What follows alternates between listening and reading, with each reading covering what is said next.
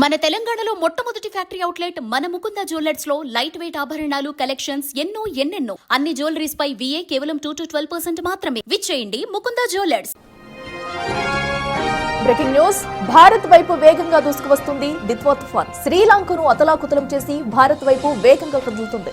ఉత్తర వాయువ్య దిశగా కదులుతూ శ్రీలంకలోని ట్రింకోమాలికి 90 కిలోమీటర్ల దూరంలో, కలోవాకు 170 కిలోమీటర్ల దూరంలో కొనసాగుతుంది.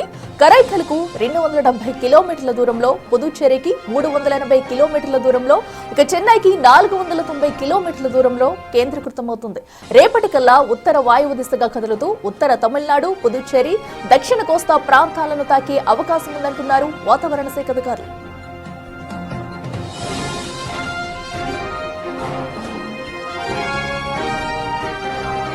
తుఫాను ప్రభావంతో దక్షిణ కోస్తా, రాయలసీమలోని పలు జిల్లాలకు వాతావరణ శాఖ భారీ వర్ష సూచన హెచ్చరికలు జారీ చేసింది. నేటి నుండి ఉత్తర కోస్తా తీరంలో గంటకు 60 నుంచి 80 కిలోమీటర్ల వేగంతో ఈదురుగాలులు వీయనున్నాయి. ఇదిగ మత్స్యకారులు వేటకు వెళ్లొద్దనే హెచ్చరికలు జారీ చేశారు. రానున్న 5 రోజులు ఉత్తర, దక్షిణ కోస్తా జిల్లాలు, రాయలసీమలోని పలు జిల్లాల్లో విస్తారంగా వర్షాలు కురిసే అవకాశం ఉందని వాతావరణ శాఖ తెలిపింది.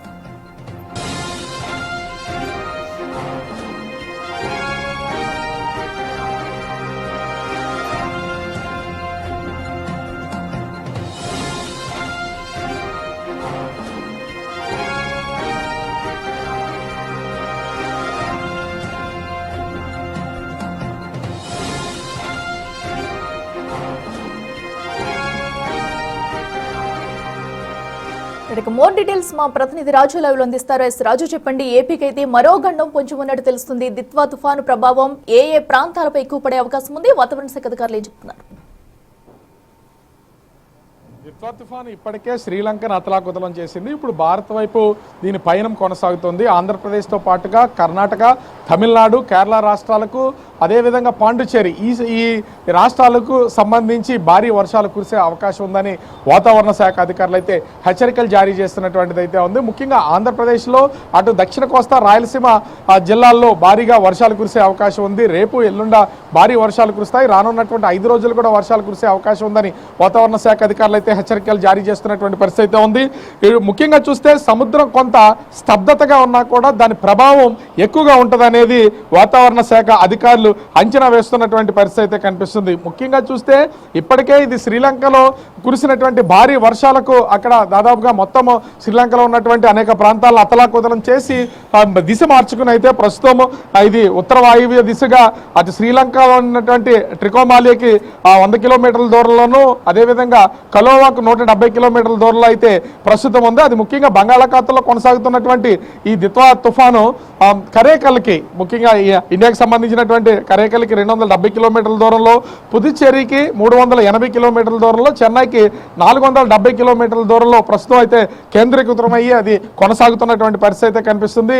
ఇంచుమించుగా శనాదివారాల్లో, అంటే శనివారం సాయంత్రం కానీ ఆదివారం తెల్లవారుజామున కానీ ఇది తీరం దాటే అవకాశం ఉందని వాతావరణ శాఖ అధికారులు అయితే అంచనా వేస్తున్నారు. ముఖ్యంగా ఉత్తర తమిళనాడు, పుదుచ్చేరి, అదేవిధంగా దక్షిణ ఆంధ్రప్రదేశ్కి సంబంధించినటువంటి ప్రాంతాల్లో దీని ప్రభావం ఎక్కువగా ఉండే అవకాశం ఉందని వాతావరణ శాఖ అధికారులు అయితే తెలియజేస్తున్నటువంటి పరిస్థితి అయితే కనిపిస్తుంది. ముఖ్యంగా చూస్తే దక్షిణ కోస్తా జిల్లాలు, అదేవిధంగా రాయలసీమ జిల్లాలకు సంబంధించి భారీ వర్షాలు కురిసే అవకాశం ఉందని వాతావరణ శాఖ అధికారులు అయితే హెచ్చరికలు జారీ చేస్తున్నారు. ముఖ్యంగా నెల్లూరు, చిత్తూరు, అన్నమయ్య, తిరుపతి, సత్యసాయి, అనంతపురం, కడప, ప్రకాశం, బాపట్ల జిల్లాల్లో భారీ వర్షాలు కురిసే అవకాశం ఉందని అంచనా వేస్తున్నటువంటి పరిస్థితి అయితే ఉంది. ఇంచుమించుగా 20 సెంటీమీటర్లకు పైనే వర్షం కురిసే అవకాశాలు ఉన్నాయని వాతావరణ శాఖ అధికారులు హెచ్చరికలు జారీ చేస్తున్నటువంటి నేపథ్యంలో రాష్ట్ర ప్రభుత్వం కూడా ఇప్పటికే అప్రమత్తమైనటువంటి పరిస్థితి ఉంది. దీని మీద, ఈ తుఫాను మీద ఇప్పటికే మంత్రులను కూడా నియమించడం, ఆయా జిల్లాలకు సంబంధించినటువంటి ఇన్ఛార్జి మంత్రులు కూడా దీన్ని పర్యవేక్షించాలని ఆదేశాలు జారీ చేసినటువంటి పరిస్థితి ఉంది.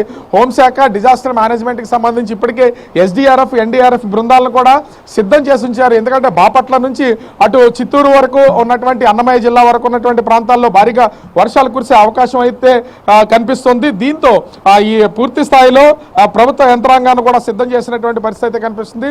రానున్నటువంటి 5 రోజులు కూడా ఉత్తర, దక్షిణ కోస్తా జిల్లాలకు సంబంధించి రాయలసీమలో ఉన్నటువంటి జిల్లాల్లో కూడా భారీ వర్షాలు కురవడంతో పాటుగా అటు ఉత్తర కోస్తా, దక్షిణ కోస్తా, రాయలసీమ ప్రాంతాలకు, సముద్ర తీర ప్రాంతాల్లో కూడా 60 నుంచి 80 కిలోమీటర్ల వేగంతో ఈదురుగాలు వీచే అవకాశం అవకాశం ఉందని వాతావరణ శాఖ అధికారులు అయితే ఇప్పటికే హెచ్చరికలు జారీ చేశారు. దీంతో పాటుగా ముందస్తుగా గడిచినటువంటి వారం రోజుల నుంచే కూడా మత్స్యకారులు ఎవ్వరూ వేటకు వెళ్లొద్దని హెచ్చరికలు జారీ చేసినటువంటి నేపథ్యంలో ఇప్పటికే మత్స్యకారులందరూ కూడా తమ బోట్లతో ఆ జట్టీలకే పరిమితం అయిపోయినటువంటి పరిస్థితి ఉంది. ఇప్పుడు ప్రధానమైనటువంటి సమస్య సముద్రంలో వేటకెళ్ళినటువంటి మత్స్యకారులందరినీ కూడా సముద్ర తీరాలకు రావాలని హెచ్చరికలు జారీ చేశారు 3-4 రోజుల నుంచి. ఎందుకంటే ముందుగానే సెన్యార్ తుఫాన్ ఉన్నటువంటి పరిస్థితి అయితే ఉందా. సెన్యార్ తుఫాన్ ప్రభావం లేకపోయినా కూడా ముందుగానే మొత్తం సెన్యార్ తుఫాన్ ప్రభావంతో అందరూ మత్స్యకారులందరూ కూడా ఒడ్డుకు చేరుకున్నారు. కానీ దాని తర్వాత వచ్చినటువంటి ఈ దిత్వా తుఫాన్కి మొత్తం జట్టీలకే బోట్లన్నీ పరిమితమైన బట్టి మత్స్యకారులకు ఏ విధమైనటువంటి ప్రమాదం లేదు. కానీ ఆంధ్రప్రదేశ్ ఉత్తర కోస్తా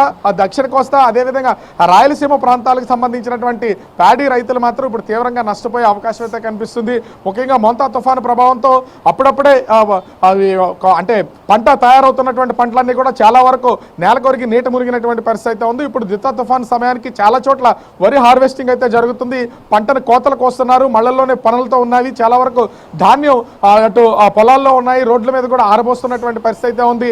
అవి ఇక్కడ ఇప్పటికే కొనుగోళ్లు అనేది చాలా స్లోగా జరుగుతున్నటువంటి నేపథ్యంలో రైతులు కొన్ని జాగ్రత్తలు తీసుకోవాలని ప్రభుత్వం కూడా రైతులకే సూచన చేస్తున్నటువంటి పరిస్థితి అయితే కనిపిస్తుంది.